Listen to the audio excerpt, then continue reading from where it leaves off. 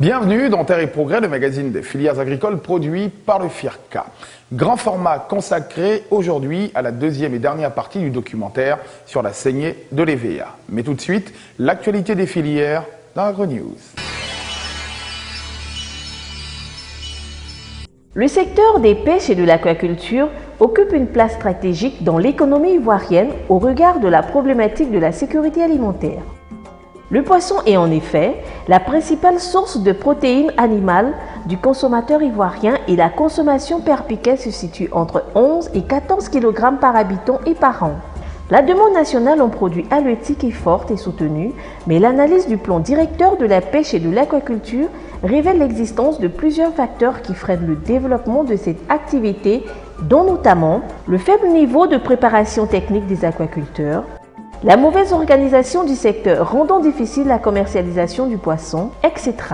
Pour jeter les bases d'une réflexion, afin d'amorcer un nouveau développement de la filière piscicole ivoirienne, le FIRCA a convié les professionnels, les chercheurs, les encadreurs et les acteurs clés de la filière à un atelier dit « Atelier d'identification des besoins et de planification des projets de la filière piscicole » du 13 au 15 février 2013 dans un hôtel de la place. Cet atelier avait pour objectif d'aboutir à la formulation d'un important projet dénommé « Projet d'accélération de la relance des filières agricoles en Côte d'Ivoire » en abrégé par FACI, dont le financement est assuré par l'Agence française de développement AFD dans le cadre du contrat désendettement développement C2D. Après 3 jours de travaux, les participants ont identifié 41 projets, dont 12 retenus comme prioritaires pour la filière. Ces projets ont fait l'objet de fiches projets prenant en compte les actions à mener et soumis au FIRCA dans le cadre du PARFACI pour les 3 prochaines années 2013-2015. La mise en œuvre de ce projet améliorera le niveau de professionnalisation et d'automatisation des acteurs qui débouchera sur une meilleure organisation du secteur. S'il est conduit à terme, ce projet permettra d'accroître le revenu des pisciculteurs grâce à une amélioration de leur productivité. Si l'EVA-culture vous passionne, le documentaire qui va suivre vous édifiera. La saignée de l'EVA est un art aisé, mais sa pratique demande une bonne formation. La saignée de l'EVA, suite et fin, c'est maintenant.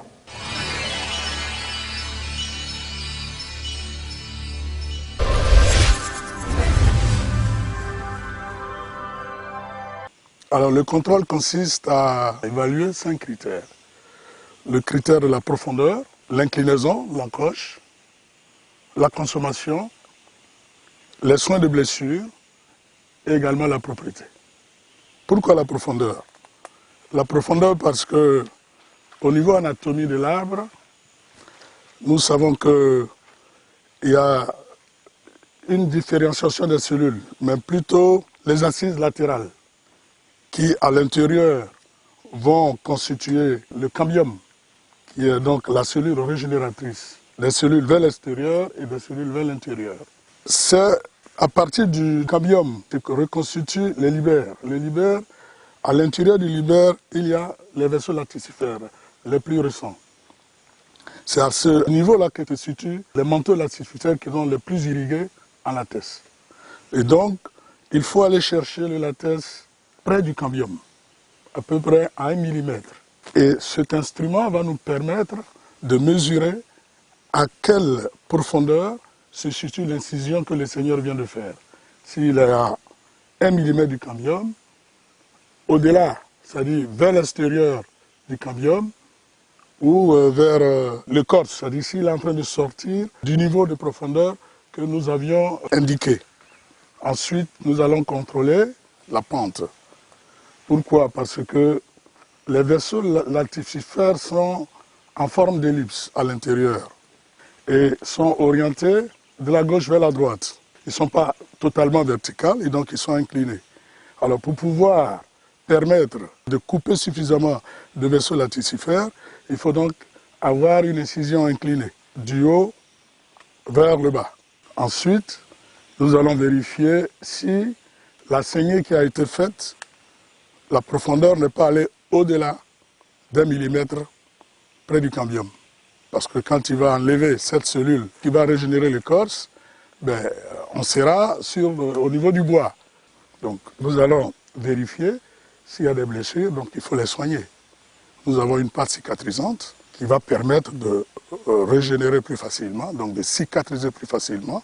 Sinon, on risque d'avoir des bourrelets partout et la saignée sur écorce régénérée va être plus difficile. Il y a également la consommation.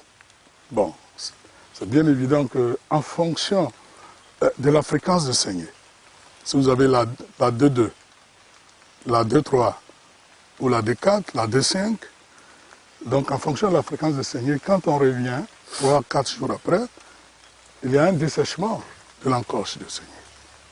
Donc si vous ne coupez pas, voyez, un certain nombre, une épaisseur, en fonction de la fréquence, vous n'allez pas pouvoir atteindre les vaisseaux laticifères.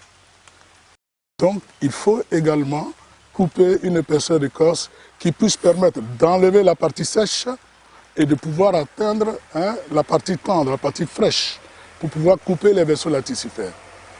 Alors, une forte consommation n'est pas intéressante parce que vous allez bouffer plus d'écorce qu'il ne faut en un an. Donc vous allez réduire également la durée de vie économique. Ensuite, il y a la propriété. Le produit issu de la saignée, c'est soit du latex, soit du coagulum. Mais généralement du coagulum. Mais ce coagulum ne doit pas incorporer en son sein des éléments non caoutchouc. C'est vrai que le latex lui-même contient des éléments non caoutchouc, parce que ce n'est pas tout le latex qui est caoutchouc. Mais si vous mettez des débris végétaux, du sable, c'est de non caoutchouc. Donc le produit qu'on va livrer au client, qu'on va donner à l'usine, va être pollué. Et donc, pour cela, il faut que la tasse soit propre. Il faut que l'équipement également soit à la dimension, à la hauteur désignée pour qu'il n'y ait pas de déviation du latex hors de la tasse. Les équipements soient à leur hauteur. Il faut que le panneau de saignée soit propre pour faciliter la saignée. Voilà, et donc tout ça concourt donc à améliorer la gestion du panneau. La simulation a pour objectif de relever notablement, conséquemment, le niveau de production de l'arbre ou de la plantation. La stimulation à l'étéfon. La simulation consiste à appliquer un produit ici qui est à base de téflon pour pouvoir rallonger l'écoulement de la teste. Et donc, du coup, pour augmenter la production. Comment cela se produit? Lorsque on applique le produit stimulant, généralement à base de téflon, il y a un appel d'eau. Et cet appel d'eau va faire que le latex va être dilué. Et donc, le latex étant dilué, le temps d'écoulement de ce latex va être plus long. Et comme le temps est long, le volume recueilli va être plus important. Pour la pratique de la simulation, il commence au milieu de l'encoche et il applique pour aller vers le haut et il redescend à le bas. Et donc la simulation est appliquée juste pour la saignée. Le cas de la saignée est inversé juste en bas de l'encoche et on ne touche pas au sénambi. C'est une simulation sur le panneau. Selon leur activité métabolique, 3 groupes de clones sont établis. Les clones de la classe métabolique rapide ou active, les clones de la classe métabolique modérée ou intermédiaire, les clones de la classe métabolique lente. Dans le premier groupe, c'est-à-dire la classe métabolique rapide, on distingue le PB235, le PB260, les IRCA 18 et 230. Dans le deuxième groupe, c'est-à-dire la classe métabolique modérée, on distingue les RIM 600, le GT1 et le RIC 100. Dans le troisième groupe, c'est-à-dire la classe métabolique lente, on dénombre les clones AF261, Avros 2037, le PR 107, le PB 217, les IRCA 41 et 331.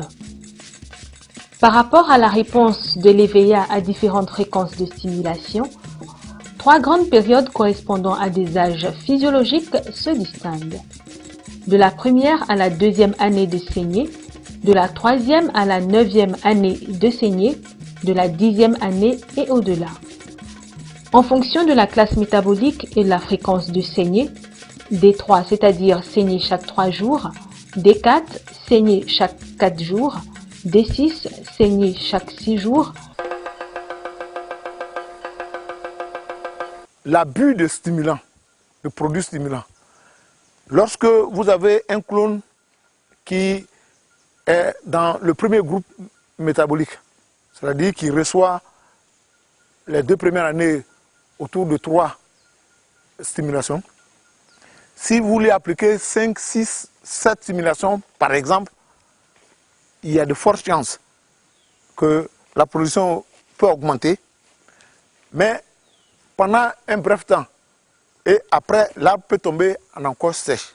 C'est pour cela qu'il faut utiliser la stimulation, mais avec modération, en tenant compte des recommandations qui sont faites et qui sont consignées dorénavant dans le manuel, le guide du conseiller agricole.